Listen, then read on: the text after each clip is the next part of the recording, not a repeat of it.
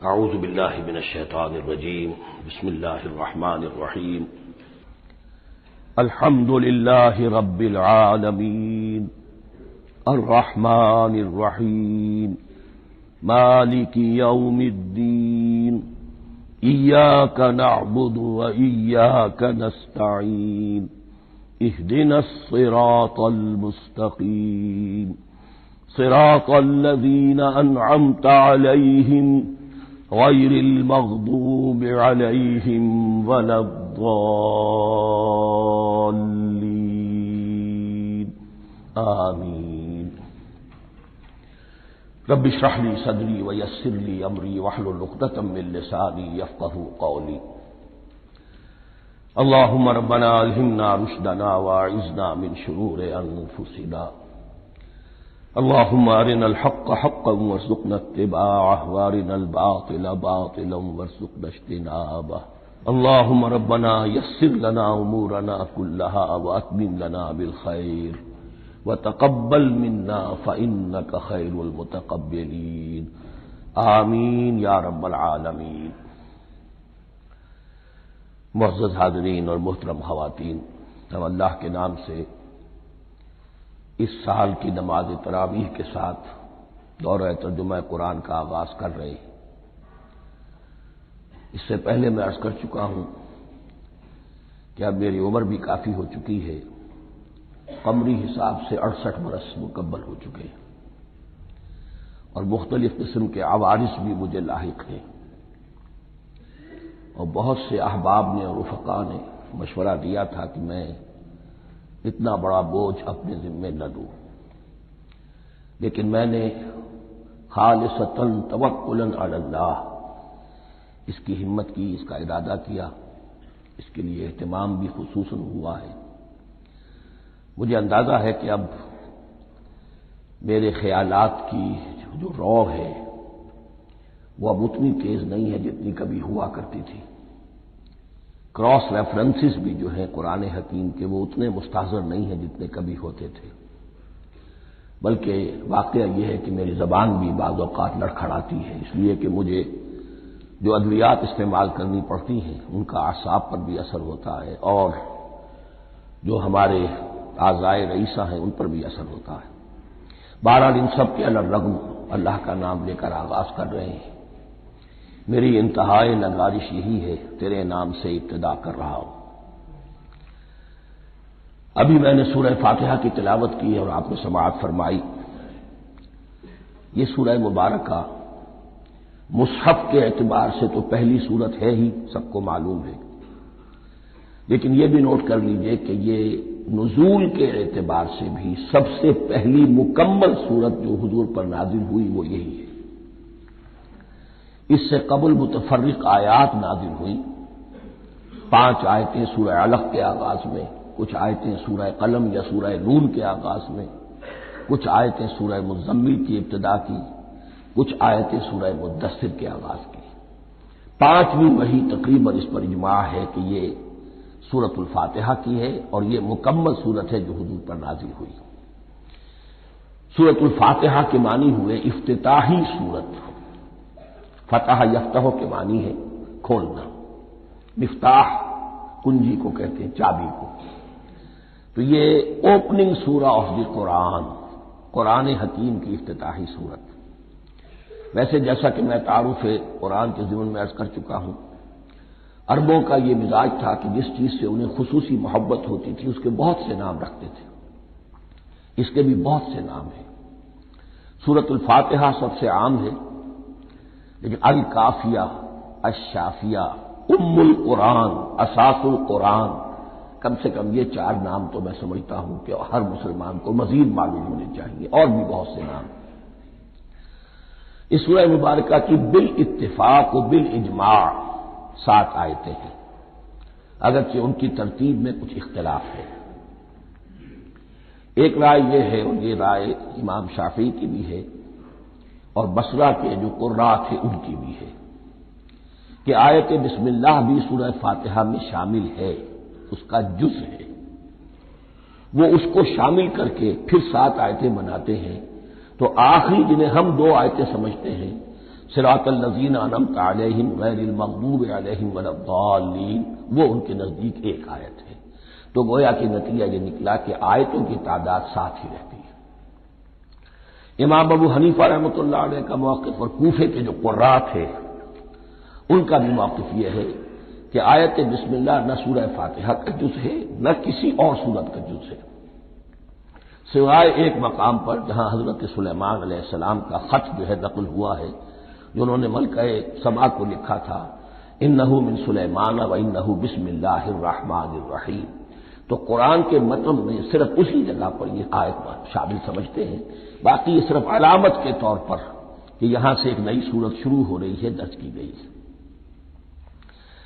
اس سورہ مبارکہ کو الصلاح قرار دیا گیا ایک حدیث میں، اس کا جو اسلوب ہے وہ دعا کا ہے، اور دعا کے ساتھ اس کی جو مناسبت ہے اور پھر اسی کی وجہ سے ہماری نماز کا یہ جزو لا ینفک بنا دیا گیا، بلکہ ایک حدیث جو میں آپ کو سناؤں گا اس میں اسی کو نماز قرار دیا گیا، الصلاح یہی ہے۔ ویسے وہ حدیث مبارک موجود ہے، لا صلاۃ لمن لم یقرأ بفاتحۃ الکتاب، جو شخص سورہ فاتحہ کی تلاوت نہیں کرتا اس کی کوئی نماز نہیں۔ اس کے حوالے سے بھی ہمارے ہاں دو مسلک ہے، ذکر صرف اس لیے کر رہا ہوں کہ آپ کے علم میں ہو، ان میں کوئی بنیادی فرق نہیں ہے، کسی بھی ایک رائے کا انسان قائل اور حامل ہو سکتا ہے بغیر اس کے کہ دوسرے کو بالکل غلط قرار دے، بلکہ یہ کہ اس کے لیے بھی گنجائش اپنے ذہن میں اور اپنے دل میں رکھے۔ تو ایک رائے یہ ہے کہ یہ میں کیا عرض کر رہا تھا کوئی بھول گیا ہوں۔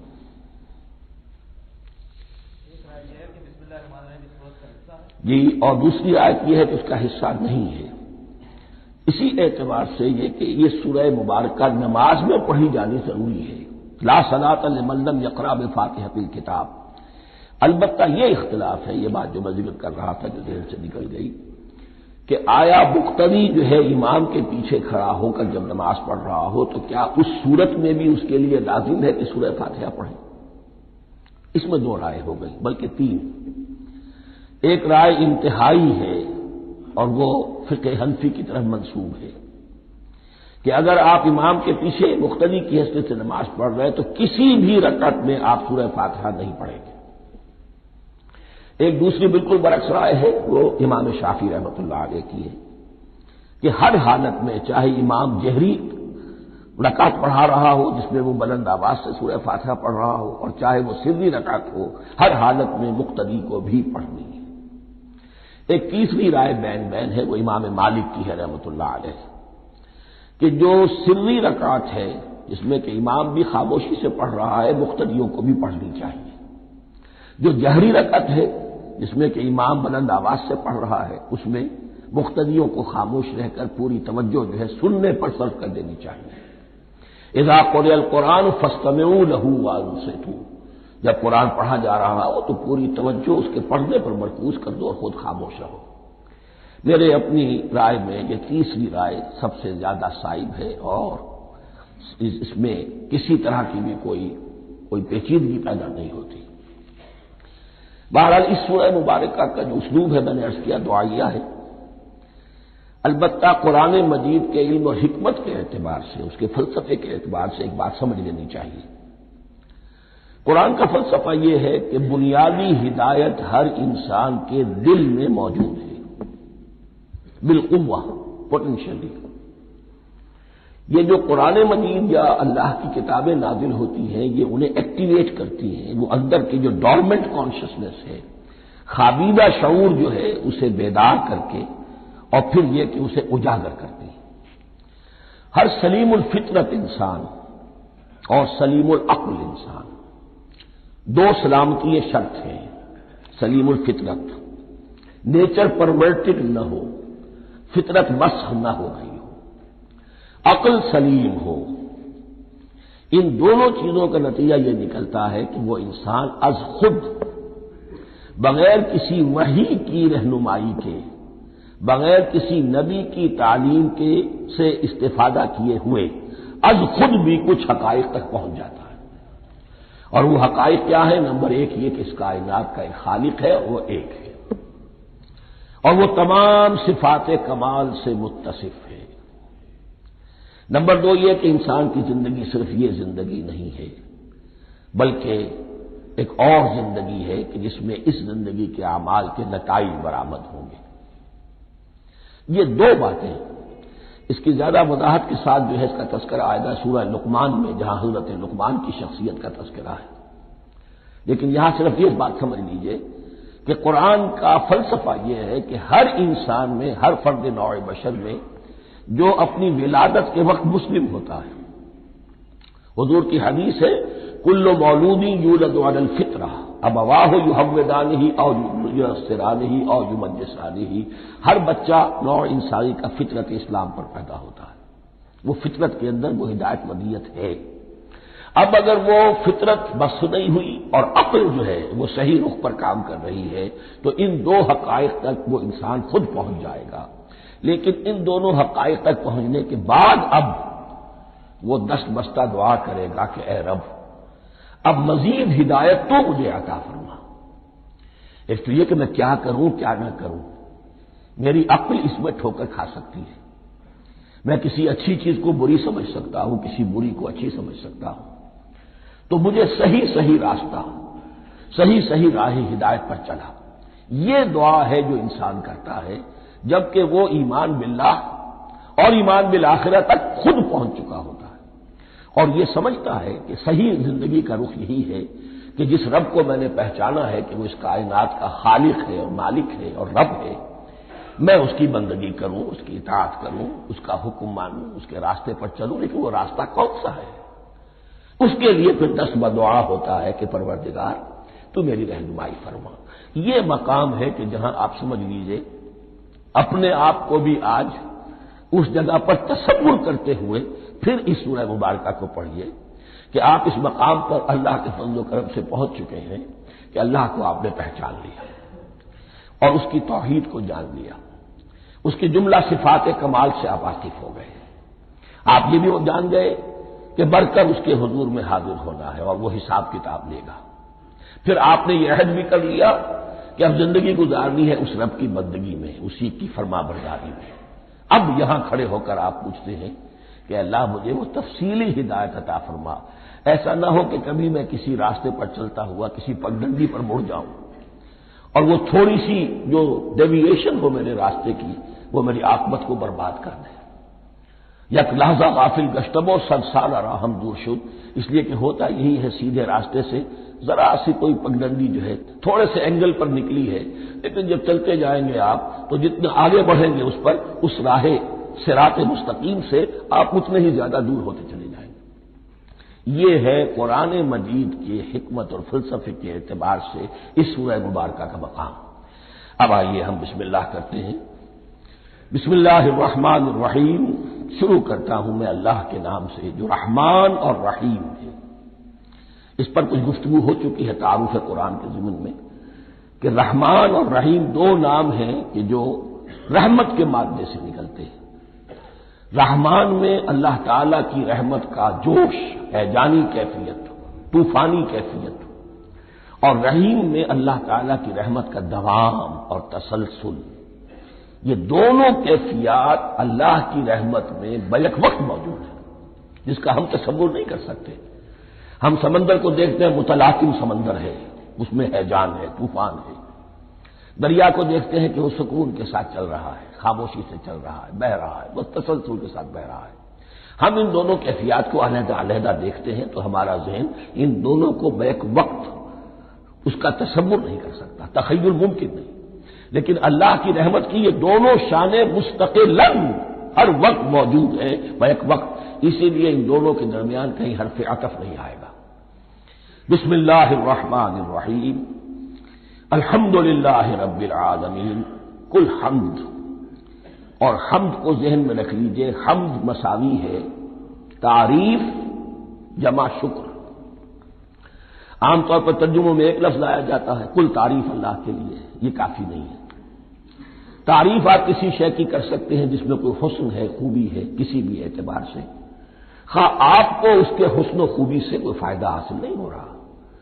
ایک پھول ہے، بہت خوبصورت ہے، بس ٹھیک ہے، خوبصورت ہے، آپ نے کہا تعریف کر دی۔ شکر کرتے ہیں آپ اس شے کا جس سے آپ کو کوئی فائدہ پہنچا ہو، استفادہ ہوا ہو، آپ کی کوئی ضرورت پوری ہوئی ہو، آپ کی کوئی مشکل رفع ہوئی ہو۔ اور آپ دیکھیں گے کہ حمد میں یہ شکر کا پہلو غالب ہے۔ جتنی بھی دعائیں ہیں حضور سے منقول، شکر کے مقام پر وہاں حمد آتا ہے۔ بھوک لگی ہوئی تھی، کھانا کھایا، الحمدللہ الذی اطعمنی وسقانی۔ اب یہاں دیکھیے ترجمہ تعریف نہیں، شکر ہے اس اللہ کا جس نے مجھے کھلایا اور پلایا۔ آپ بیت الخلاء سے باہر آئے، نجاستیں آپ سے دور ہو گئی، طبیعت میں انشراح ہوا، الحمدللہ الذی اذھب عنی الاذی وعافانی۔ وہ شکر ہے اس اللہ کا جس نے اذیت بخشی نے مجھ سے دور کر دی اور مجھے عافیت بخشی۔ تو یہ الحمدللہ رب العالمین اللہ تعالیٰ کا حسن و کمال اور حسن و جمال اپنی جگہ بھی اس انتہا کا ہے کہ جتنی تعریف اس کا حق ہے ہم کر ہی نہیں سکتے، لیکن اس کے احسانات اور انعامات ہم پر اتنے ہیں کہ ہم ان کو بھی گن نہیں سکتے۔ لہذا ایک ہی احساء ہم نے کر دیا الف لام کے ساتھ، الحمدللہ رب العالمین۔ تمام تعریفیں اور کل شکر اللہ کے لیے ہیں کہ جو تمام جہانوں کا پروردگار ہے، رب ہے، مالک ہے۔ رب میں ایک مفہوم ہوتا ہے ربوبیت کا، اور اس میں مفہوم شامل ہوتا ہے تربیت کا، ربیانی صغیرہ۔ تو مالک ہونا اور تربیت دینا، آپ جس شے کے مالک ہوں گے آپ چاہیں گے اس میں بڑھوتری ہو، اس میں اضافہ ہو، وہ نشو و نما پائے۔ تو یہ دونوں چیزیں آپس میں ایک دوسرے کا جڑی ہوئی ہیں، پروردگار بھی اور مالک بھی۔ عام طور پر عربی میں رب کا لفظ مالک کے لیے آتا ہے، رب البیت، رب الدار، رب المال۔ تو مالک وہاں پر ظاہر بات ہے کہ اس سے مراد کیا ہے، مال والا، گھر والا، گھر کا مالک۔ تو کل شکر اور کل تعریف اس اللہ کے لیے ہے جو تمام جہانوں کا مالک بھی ہے اور پروردگار بھی ہے۔ الرحمن الرحیم، رحمان ہے اور رحیم ہے۔ اب دوبارہ اس کی میں وضاحت نہیں کروں گا۔ مالک یوم الدین، یوم دین کا مختار مطلق ہے۔ دین عربی زبان میں کہتے ہیں بدلے کو، دناہم کما دانو، کما تدینو تو دانو، یہ کہاوت ہے۔ جیسے اردو میں ہم کہتے ہیں جیسا کرو گے ویسا بھرو گے، کما تدینو تو دانو، تو یہ ہے بدلہ۔ اس کا بنیادی مفہوم جو ہے وہ بدلہ ہے۔ تو بدلے کا ایک دن ہے جس دن فیصلہ ہوگا کہ کون کیا کما کر لایا ہے، اسے کیا بدلہ ملنا چاہیے۔ آیا اس کا برائیوں کا پلڑا بھاری ہے کہ اسے سزا ملنی چاہیے، یا اس کی حسنات اور نیکیوں کا پلڑا بھاری ہے کہ اسے جزا ملنی چاہیے، اس کا انعام اور اکرام کے ساتھ معاملہ کیا جانا چاہیے۔ وہ ایک دن ہے، اسے ہم یوم القیامہ کہتے ہیں۔ اور لیکن اصل بات جو یہاں کہی گئی، یعنی ایک جملے میں تین باتوں کا اعتراف ہو رہا ہے۔ بعث بعد الموت، ایک دن آئے گا کہ ہم مرنے کے بعد تمام انسان اٹھا لیے جائیں گے، پھر حساب و کتاب، پھر اللہ کے ہاں حاضری ہوگی اور حساب کتاب ہوگا۔ اور تیسرے یہ کہ اس حساب کتاب کے دن کا مختار مطلق اللہ ہے، یعنی کسی اور کو اپنے ذہن میں سہارا بنا کر آپ زندگی گزاریں کہ وہ مجھے چھڑا لے گا، یا وہ ہستی جو ہے اتنی زوردار ہے کہ وہ مجھے بچا لے گی، اس سے اپنے دل کو، اپنے ذہن کو بالکل پاک کر لیجیے۔ مالک یوم الدین، ایک دوسری جگہ پر قرآن میں آیا ہے، اس روز کوئی پکارنے والا پکارے گا، لمن الملک اليوم للہ الواحد القہار، آج کے دن کس کا اختیار مطلق ہے؟ اور پھر کہا جائے گا اللہ کے لیے، الواحد قہار، جو پوری طرح چھایا ہوا ہے، بس تولی ہے۔ تو مالک یوم الدین، جو جزا و سزا کے دن کا مالک ہے۔ اب یہاں سے کلام ایک رخ بدل رہا ہے۔ ابھی تک تو یہ غائبانہ انداز میں کلام ہو رہا ہے، اللہ سے خطاب نہیں آیا اس میں ابھی۔ الحمدللہ رب العالمین الرحمن الرحیم مالک یوم الدین۔ اب خطاب ایاک نعبد و ایاک نستعین، ہم صرف تیری ہی بندگی کرتے ہیں اور کریں گے، اور ہم صرف تجھ ہی سے مدد مانگتے ہیں اور مانگیں گے۔ یہ ترجمہ میں کیوں کر رہا ہوں کہ یہ فعل مضارع ہے۔ عربی زبان میں فعل مضارع حال اور مستقبل دونوں کو کور کرتا ہے۔ ایاک کا جو ہے مفعول فاعلی جو ہے، مفعول جو ہے اس میں ضمیر مفعولی، اسے پہلے لا کر حشر کا مضمون پیدا ہو گیا۔ ہم تیری بندگی کرتے ہیں نہیں، ہم تیری ہی بندگی کرتے ہیں اور کریں گے۔ حال میں ترجمہ کیجئے تو یہ اظہار حال ہے، اور مستقبل میں ترجمہ کیجئے تو یہ عہد ہے، قول و قرار ہے، بہت بڑا معاہدہ ہے۔ وَإِيَّاكَ نَسْتَعِينُ، اور صرف تجھی سے مدد مانگتے ہیں اور مانگیں گے۔ اس میں بھی حال کا ترجمہ اظہار حال، اللہ کرے کہ واقعی ہمارا حال وہی ہو، جب ہم یہ الفاظ کہتے ہیں تو واقعتاً ہم اس پر پورے اتر رہے ہوں کہ اسی کی بندگی کر رہے ہوں اور اسی سے ساری استعانت اور استمداد کر رہے ہیں۔ جہاں تک مستقبل کا تعلق ہے وہ پھر ایک عہد ہے، اہدنا الصراط المستقیم، یہ مقام وہ آ گیا کہ یہاں تک تو اے پروردگار ہم پہنچ گئے، تیرے فضل سے، تیرے کرم سے، فطرت سلیمہ بھی تیری عطا کردہ تھی، عقل سلیم بھی تیری ودیعت کردہ تھی، ان دونوں کی روشنی سے ہم یہاں تک تو پہنچ گئے۔ اب ہماری جو ضرورت ہے، احتیاج ہے، وہ کیا ہے؟ اہدنا الصراط المستقیم، ہدایت بخش ہمیں سیدھے راستے کی۔ یہاں دو باتیں سمجھ لیجئے، انفرادی سطح پر انسان کے لیے نہ معلوم کتنے مرحلے آتے ہیں ہر روز کہ جس میں وہ ایک چھٹک کر کھڑا ہو جاتا ہے، یہ کروں یا یہ کروں، دو آلٹرنیٹو سامنے آ رہے ہیں، فیصلہ کرنا مشکل ہو رہا ہے، قدم قدم پر ہدایت کی ضرورت ہے۔ اور اجتماعی طور پر نوع انسانی تین بڑے بڑے تمدنی مسائل میں واقعہ یہ ہے کہ تسلیم کر لیا جانا چاہیے کہ عقل انسانی اس کو راستہ نہیں دکھا سکتی۔ عام معاشرتی سطح پر مرد اور عورت کے درمیان حقوق اور اختیارات کا کیا توازن ہو، ناممکن ہے، انسان طے نہیں کر سکتا۔ انسان یا مرد ہے یا عورت ہے، عورت سوچے گی اپنے لحاظ، اپنے جذبات کا، اپنے خیالات کا لحاظ رکھے گی، مرد کے جذبات و احساسات کا اس کا کوئی تصور ہی ممکن نہیں۔ مرد سوچے گا اسے اپنے احساسات معلوم ہے، لیکن یہ کہ عورت کے احساسات سے وہ نابلد ہے، ان کو محسوس کر ہی نہیں سکتا، لا محالہ وہ اپنے بارے میں وہ جو بھی نظام بنائے گا اس میں وہ اپنی بالادستی رکھے گا۔ وہ تو ایک ہی ہستی ہو سکتی ہے کہ جو دونوں کی خالق ہے، مرد کی بھی عورت کی بھی، اور اس کو دونوں سے محبت ہے، دونوں کا خیر خواہ ہے، دونوں کا رب ہے، دونوں کو پروان چڑھانا چاہتا ہے۔ اسی طرح فرد اور معاشرہ یا ریاست، حکومت اور ریاست ہمیشہ یہ چاہتی ہے کہ سارے اختیارات ہمارے ہاتھ میں آ جائیں، ٹوٹلیٹیرین سوسائٹی ہو، بس ہم حکم دیں اور لوگ اس پر چلیں۔ افراد یہ چاہتے نہیں، ہمیں آزادی ہونی چاہیے۔ اب آپ دیکھیے کہ دنیا میں کتنے جھگڑے چلتے ہیں اسی پر، فریڈم فریڈم فریڈم۔ وہ فریڈم واقعتاً اپنی جگہ پر ایک شے ہے، افراد کی آزادی ہونی چاہیے، لیکن افراد کی آزادی اتنی نہ ہو جائے کہ وہ مادر پدر آزاد ہو جائے، کوئی قانون، کوئی قاعدہ، کوئی اخلاقی، کوئی حدود اور قیود جو ہے ان کا پابند نہ رہے۔ تو اب کہاں ہے وہ نقطۂ اعتدال کہ جس میں انسان کی انفرادی آزادی، انفرادی اختیار اور ادھر اجتماعی مصلحتیں جو ہیں ان کو بیلنس کیا جا سکے؟ انسان طے نہیں کر سکتا، صرف اللہ ہی اس کے لیے نظام دے سکتا ہے۔ تیسرا مسئلہ ہے سرمایہ اور محنت، اس میں کیا توازن ہو؟ سرمایہ اور محنت دونوں مل کر کچھ بنا رہے ہیں، کچھ پروڈیوس کر رہے ہیں۔ اب اس میں نفع جو ہوا ہے اس میں سرمایہ کا کتنا حصہ ہونا چاہیے اور لیبر کا کتنا ہونا چاہیے، کون طے کر سکتا ہے؟ اس کے لیے بھی کہ ایسا نہ ہو کہ سرمایہ داری جو ہے آکاش بیل بن کر پورے معاشرے پر چھا جائے اور غریب بیچارہ، مزدور بیچارہ، کاشتکار بیچارہ وہ گویا کہ چکی کے دو پارٹوں میں پس کر رہ جائے، اس کی کوئی حیثیت نہ رہ جائے۔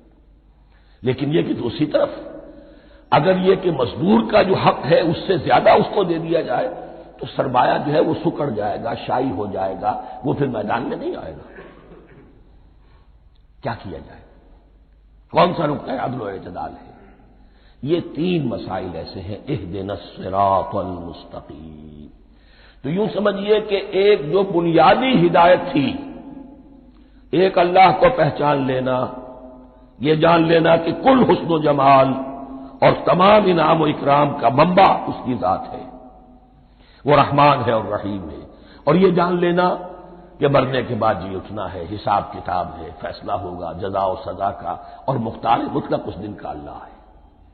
پھر یہ عہد کر لینا ایاک نعبد و ایاک نستعین۔ اس کے بعد دعا، پروردگار ہمیں ہدایت پر قائم رکھ، ہماری ہدایت میں اضافہ فرما۔ اس ہدایت کے لفظ کو سمجھ لیجئے، بنیادی ہدایت، تفصیلی ہدایت، قدم قدم پر ہدایت، ہدایت پر ہدایت۔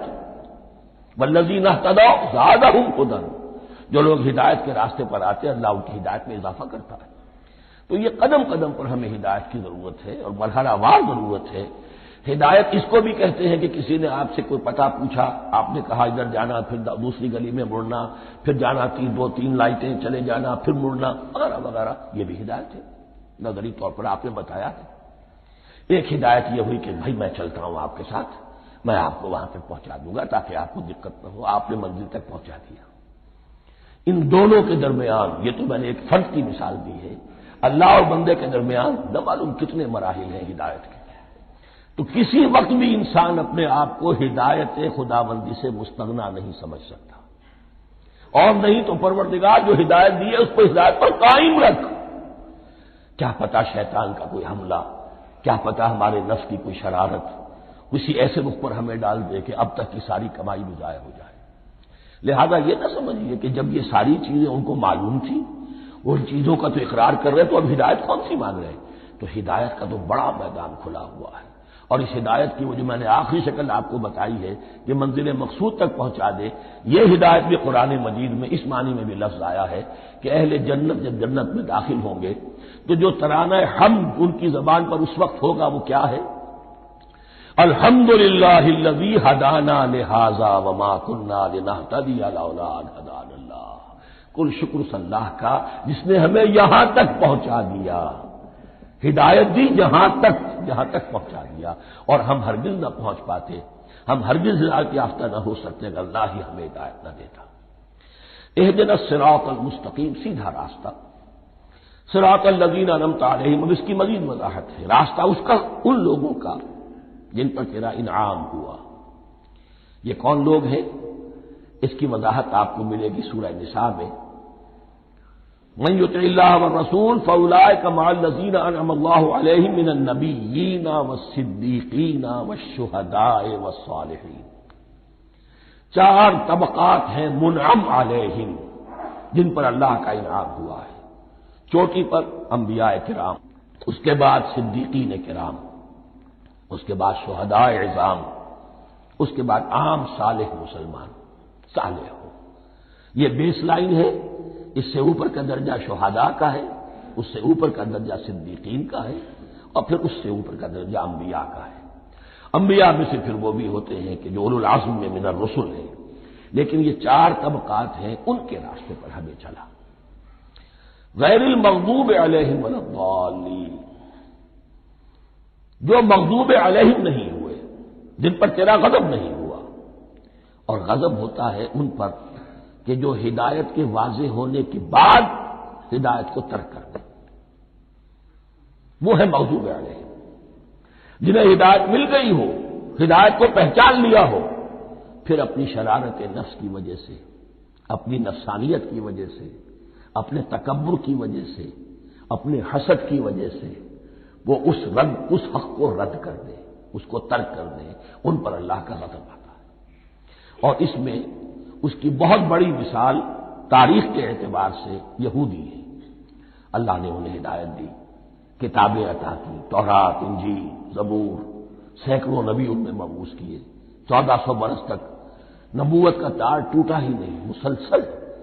ابتدا میں بھی 2 نبی، موسیٰ اور ہارون، اور اختتام پر بھی 2 نبی، عیسیٰ اور یحییٰ علیہ الصلاۃ والسلام، اور ان کے مابین کوئی لمحہ نہیں آیا ہے تاریخ بنی اسرائیل میں جبکہ کوئی نہ کوئی نبی موجود نہ ہو۔ لیکن انہوں نے اپنی شرارت نفس کی وجہ سے ہدایت تورات سے بھی منہ موڑا، اور پھر سب سے بڑی بات یہ کہ ہدایت محمدی سے، ہدایت قرآنی سے بھی صلی اللہ علیہ وسلم منہ موڑا، وہ ہے مغضوب علیہم ولا الضالین، اور نہ ہی گمراہ ہوئے۔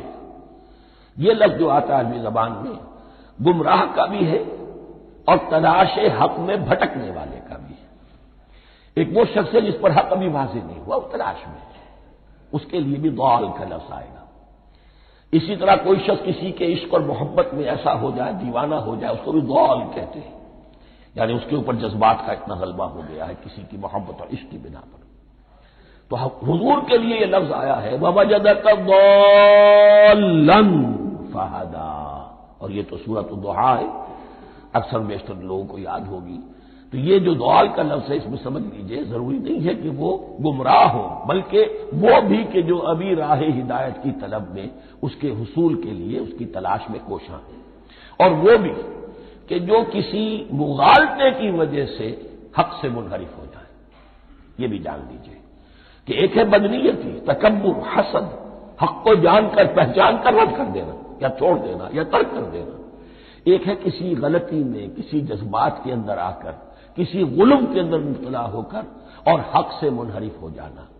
اس کی جو سب سے بڑی مثال ہے وہ نصارہ ہے، عیسائی ہے۔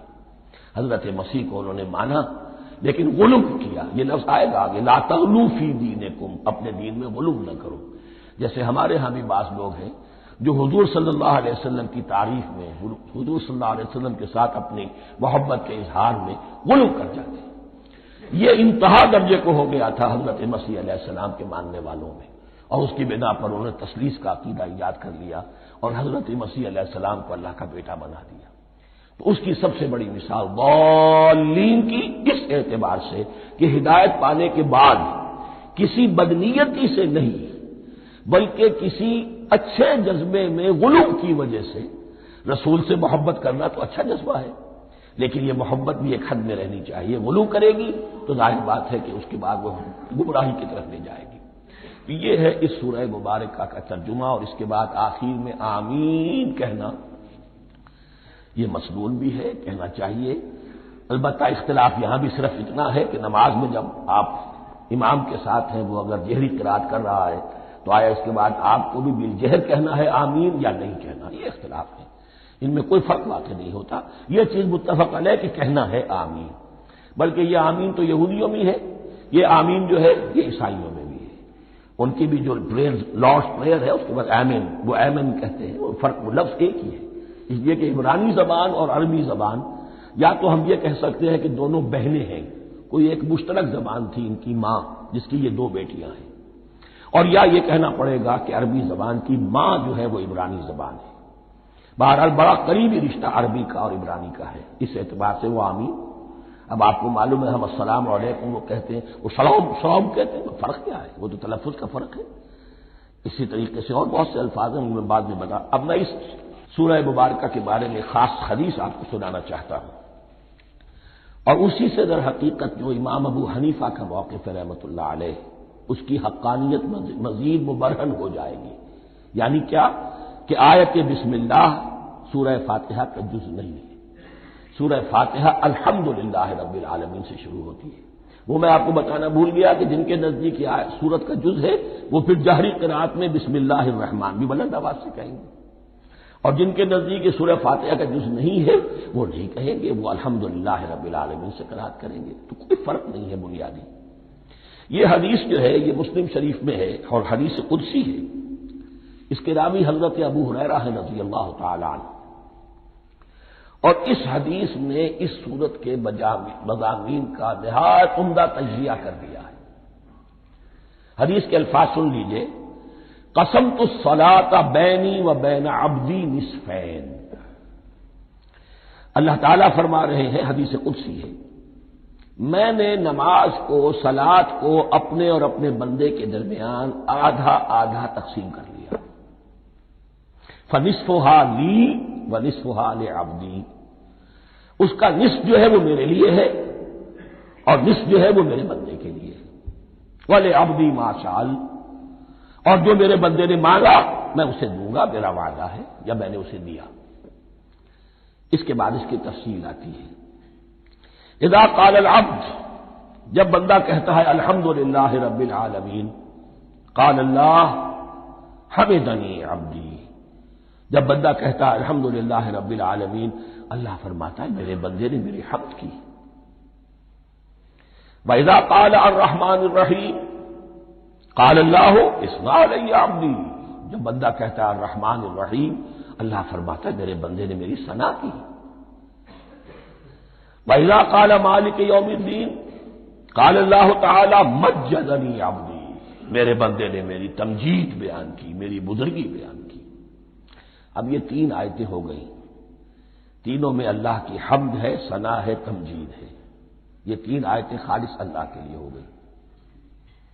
اب چوتھی آیت آئی، ایاک نعبد و ایاک نستعین۔ اس کے بارے میں جب بندہ کہتا ہے اذا قال العبد ایاک نعبد و ایاک نستعین، قال اللہ تعالی ھذا ما بینی و بین عبدی ولعبدی ما سأل، یہ میرے اور میرے بندے کے درمیان ہے۔ یہ تو یوں سمجھیے کہ یہ گرا لگ گئی ہے میرے اور میرے بندے کے مابین۔ اس نے مجھ سے قول و قرار کیا ہے، اس نے میری بندگی کا اعتراف کیا ہے، اس نے تسلیم کیا ہے کہ میری ہی بندگی کرتا ہے اور کرے گا، اور مجھ سے مدد چاہیے۔ ھذا ما بینی و بین عبدی، یہ معاہدہ ہے۔ معاہدہ دو فریقوں کے مابین ہوتا، یہ میرے اور میرے بندے کے مابین ہے۔ والے عبدی ما سأل، اور میں نے اپنے بندے کو دیا جو اس نے مانگا۔ وہ میری مدد چاہتا ہے، میری مدد اس کے شامل حال رہے گی۔ وَإِذَا قَالَ، اور جب بندہ کہتا ہے اهْدِنَا الصِّرَاطَ الْمُسْتَقِيمَ صِرَاطَ الَّذِينَ أَنْعَمْتَ عَلَيْهِمْ غَيْرِ الْمَغْضُوبِ عَلَيْهِمْ وَلَا الضَّالِّينَ، قال اللہ تعالی ھذا لعبدی ولعبدی ما سأل، یہ تین آیتیں یہ میرے بندے کے لیے۔ اهْدِنَا الصِّرَاطَ الْمُسْتَقِيمَ، اسی صراط مستقیم کی وضاحت ہے مثبت، صراط الذین انعمت علیہم، اسی صراط المستقیم کی وضاحت ہے منفی انداز میں، غیر المغضوب علیہم ولا الضالین۔ یہ سب میرے بندے کے لیے ہے، اور میں نے اپنے بندے کو دیا جو اس نے مانگا۔ اس کو میں نے ایک مرتبہ یہ ترازو کی شکل میں اس کو لکھوایا تھا۔ دیکھیے یہ ایاک نعبد و ایاک نستعین، یہ ہے وہ ترازی کی وہ ڈنڈ، واو جو ہے ایاک نعبد و ایاک نستعین، واو جو ہے گویا کہ وہ مٹھ ہے جس سے کہ ترازو کو پکڑا جاتا ہے۔ ادھر ایک پلڑا ہے جس کی تین آیتیں ہیں، الحمدللہ رب العالمین الرحمن الرحیم مالک یوم الدین۔ اس کا نتیجہ کیا نکلا؟ ایاک نعبد۔ آپ نے شاید یہ سنا بھی ہو، ایک بہت ہی عمدہ قرات کا جو ریکارڈ ہے قاری عبدالباسط عبدالصمد کا، وہ یہیں سے چل کر سورہ فاتحہ کی قرات کر کے ایاک نعبد پر آ کر رکتا ہے۔ الحمدللہ رب العالمین الرحمن الرحیم مالک یوم الدین ایاک نعبد۔ گویا کہ یہاں یہ صورت بالکل ہاف ہو گئی ہے۔ تین آیتوں میں اللہ کی حمد ہے، ثنا ہے، تمجید ہے، جس کا نتیجہ ہم تیری ہی بندگی کرتے ہیں، تیری ہی اطاعت کریں گے۔ لیکن اب اس کے بعد سوال ایاک نستعین، اسی کی جو استعانت کیا درکار ہے ہمیں؟ ہدایت۔ ہدایت سب سے بڑی استعانت ہے، ہدایت ہی تو سب سے بڑی مدد ہے۔ اهدنا الصراط المستقیم صراط الذین انعمت علیہم غیر المغضوب علیہم ولا الضالین، یہ ایاک نستعین کے حکم کے ساتھ یہ تین آیتیں آ گئیں۔ اهدنا الصراط المستقیم صراط الذین انعمت علیہم غیر المغضوب علیہم ولا الضالین، قسمت الصلاۃ بینی و بین عبدی نصفین فنصفها لی ونصفها لعبدی ولعبدی ما سأل۔ اللہ تعالیٰ اس سورہ فاتحہ کا جو اصل مفہوم ہے وہ بھی ہمارے ذہنوں پر، ہمارے شعور کی سطح پر اسے اجاگر کیے رکھے، ہمیں توفیق دے کہ جب بھی پڑھیں، جب بھی سنیں تو وہ کیفیت اگر ہو جائے۔ اس لیے کہ ایک حدیث ہے کہ الصلاۃ معراج المومنین، نماز تو اہل ایمان کے حق میں معراج کے درجے میں ہے۔ اس حوالے سے ہم یہ سمجھ سکتے ہیں کہ کوئی وقت ایسا آ سکتا ہے کہ انسان کو واقعتاً، روح انسانی واقعتاً اللہ کے یہ جواب سنے، انہونی بات نہیں ہے۔ ہوتا ہے خطاب آخر، اٹھتا ہے حجاب آخر، کرتے ہیں خطاب آخر، یہ تو ہوتا ہے۔ مخاطبہ الہی ہے تو میں نے عرض کیا کہ ثابت ہے، مخاطبہ، محادث اور تحدیث اللہ بندوں سے کلام کرتا ہے۔ بارک اللہ لی و لکم فی القرآن العظیم ونفعنی و ایاکم بالآیات والذکر الحکیم۔